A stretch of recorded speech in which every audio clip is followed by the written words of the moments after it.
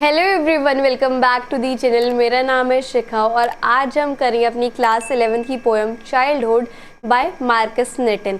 Childhood poem का नाम और पोइट का नाम याद कर लेना क्योंकि यही आपके एग्जाम में फर्स्ट क्वेश्चन में आएगा। स्टार्ट करने से पहले 3 इंपॉर्टेंट चीज़, अगर आपको कोई भी डाउट आए तो आप मुझे इंस्टाग्राम पे फॉलो करके डीएम कर सकते हैं। और अगर आपको ये पीडीएफ चाहिए जिसके अंदर आपको नोट्स भी मिलेंगे, इंपॉर्टेंट क्वेश्चंस भी मिलेंगे, प्रीवियस ईयर क्वेश्चंस भी मिलेंगे, मतलब all in one combined PDF चाहिए तो वो आपको मिल जाएगी टेलीग्राम पर। थर्डली, अगर आपको रेगुलर टेस्ट सीरीज में पार्टिसिपेट करना है तो you can follow me on WhatsApp channel 2। तीनों के link, Instagram, Telegram and WhatsApp के लिंक आपको डिस्क्रिप्शन बॉक्स में मिल जाएगी। Make sure you follow on all the 3 platforms. तो अब स्टार्ट करते हैं। When did my childhood go, was that the day.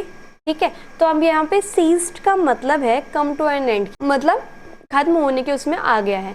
अब ऊपर वाली लाइन में पोएट सोचते हैं कि मेरा बचपना कब चला गया, मेरा बचपना कब खत्म हुआ। उसने खुद से पूछा कि क्या वो दिन था जिस दिन मैं 11 साल का नहीं रहा, या फिर वो दिन था कि जिस दिन मुझे ये पता चला कि स्वर्ग और नरक एग्जिस्ट करते हैं, लेकिन वो कभी ज्योग्राफी में या फिर मैप पे तो कभी शो ही नहीं होते, लेकिन फिर भी वो एग्जिस्ट करते हैं। ठीक है, तो अब पोइट को ये रियलाइज होता है कि धरती पर इमेजिनरी प्लेसेस हैं जो कि एग्जिस्ट नहीं करती हैं इस वर्ल्ड में, बट फिर भी होती है। ठीक है, नेक्स्ट स्टैंजा देखो।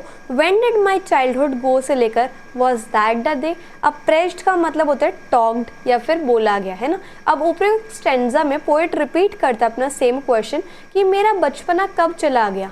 वो तब चला गया जब मैं वर्ल्ड को एक नए नज़रिए से देखने लग गया, जब मुझे पता चला कि जो बड़े लोग हैं वो हाइपोक्राइट्स हैं, और जैसे वो दिखते हैं बड़े लोग वो वैसे होते नहीं हैं। बड़े लोग वैसे तो हमेशा प्यार की बातें करते हैं, वो हमेशा ये सिखाते हैं कि हमें हमेशा प्यार से रहना चाहिए, प्यार से बातें करने चाहिए, लेकिन क्या वो कभी खुद भी प्यार से रहते हैं? वो हमेशा ही रियलिटी में डबल फेस होते हैं। ठीक है, तो क्या वो दिन था ऐसा जब मेरा बचपना गया। When did my childhood go, मेरा बचपना कब गया। अब अगली स्टैंजा में आएंगे। Was it when I found my mind was really mine से लेकर was that the day। अब तीसरी स्टैंजा में पोएट कहते हैं, अपना सेम क्वेश्चन डिस्क्राइब करते हैं कि मैंने अपना बचपना कब खो दिया।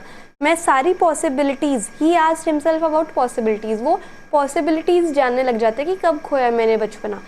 मैंने उस दिन खोया अपना बचपना जिस दिन मुझे ये रियलाइज़ हुआ कि मेरा माइंड खुद का है। ठीक है, और मैं जो हूँ उसे उस तरीके से यूज़ कर सकता हूँ जिस तरीके से मैं चाहता हूँ। जब मुझे ये रियलाइज़ हुआ कि मेरे थॉट्स मेरे ही हैं, किसी दूसरे की जकड़ में नहीं है कि वो जैसा सोचेगा मैं वैसे ही सोचूंगी, मेरे थॉट्स मेरे हैं। ठीक है, जब मैंने खुद की इंडिविजुअलिटी समझी कि मैं एक अलग इंसान हूँ, मैं एक सेपरेट पर्सनालिटी हूँ, मेरे पास खुद का दिमाग है, मेरे पास खुद के थॉट्स हैं, किसी से बंधे हुए थॉट्स नहीं है। ठीक है, मैं किसी जैसे दूसरे की सोच है वैसी खुद की मेरी सोच नहीं है। ठीक है, मेरे खुद के थॉट्स हैं। नेक्स्ट आंसर देखो। Was that the day he lost his childhood, that's all I know. अब इस स्टैंजा में इन्फेंट का मतलब है न्यू बॉर्न बेबी। ठीक है, लास्ट स्टैंजा में पोएट को पछतावा हो रहा होता है कि उसने अपना बचपना जो है वो खो दिया। He concludes that his childhood has gone to this forgotten place। वो ये समझ लेते हैं लास्ट में कि उनका जो बचपना है वो एक ऐसी जगह चला गया है जहाँ से वो लौट के वापस नहीं आ सकता।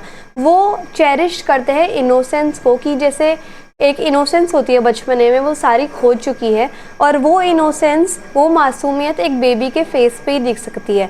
उसके पास अब बस स्वीट मेमोरी है अपने बचपने की, और वो स्वीट मेमोरीज भी कभी ना कभी चली जाएंगी।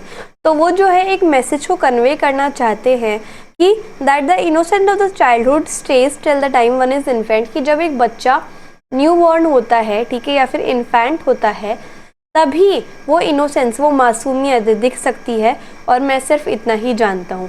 अब लिटरेरी डिवाइस देखो। रैशनलिज्म, रैशनलिज्म मतलब होता है कि हम कोई लॉजिक लगा रहे हैं, कोई रीज़न लगा रहे हैं। पोएट रीज़न लगा रहे हैं कि मैंने अपना बचपना कब खोया।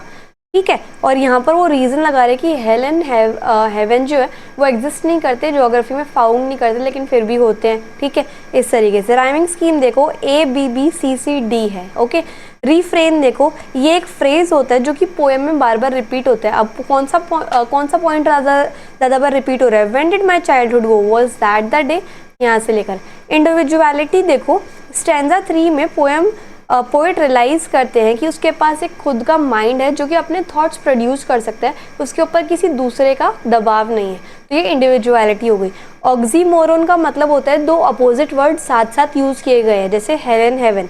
एलिट्रेशन का मतलब सेम लेटर, जैसे अनुप्रास अलंकार होता है, सेम लेटर यूज़ हो रहा है। The time, my mind, which ever way, thoughts that से लेकर। इन्वर्जन मतलब कि जो सब्जेक्ट और वर्ब का ऑर्डर है वो रिवर्स किया गया है। To which, whichever way I choose. यहाँ पर इस लाइन में सब्जेक्ट और वर्ब का ऑर्डर जो है वो रिवर्स किया गया है, ठीक है। तो इस तरीके से हमारी पोएम जो है ख़त्म होती है। आई होप आपको मेरे पढ़ाने का तरीका और पोएम अच्छी लगी होगी, एंड तीनों प्लेटफॉर्म पे फॉलो कर लेना। So if you like the video and the explanation then please like, share, comment and subscribe the channel. Thank you so much.